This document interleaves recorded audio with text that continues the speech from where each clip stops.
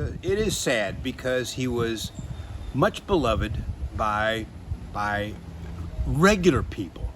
He made it be known that the church is a big tent and that all are really welcome.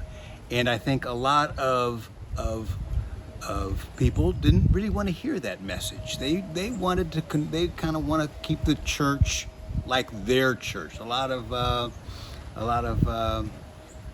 people just didn't really like his message about inclusion, but it was a good message, and he brought a lot of consolation to a lot of regular people.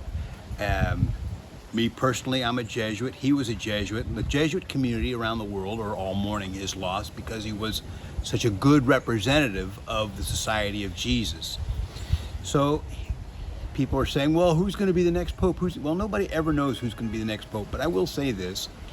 The College of Cardinals, who elect the pope, and he appointed many of those cardinals. So it would be a safe bet to think that you would get somebody who was maybe not a lot like him, but very similar to him.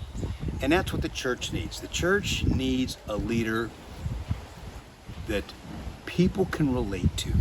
And he was certainly that. I just tell this one little story because it's an important story. You know, here he was, 88 years old, and as many of you know, he only had one lung. And he really was prior to being a pope, he was really kind of a private guy.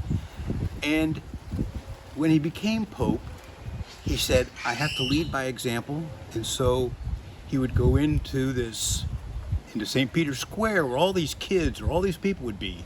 And the youth, they love taking these selfies. Well, here you have this 88-year-old man. He couldn't give a rip about a selfie, but he wanted the youth love the selfies. So all over the world, young people would take selfies with the Pope. And he just did it, not because he liked it, but because he wanted to reach out to the young. He wanted to be available, and he was. And that's probably his hallmark, that he was available, emotionally available, spiritually available to a wide array of people. And that's what we're going to miss most.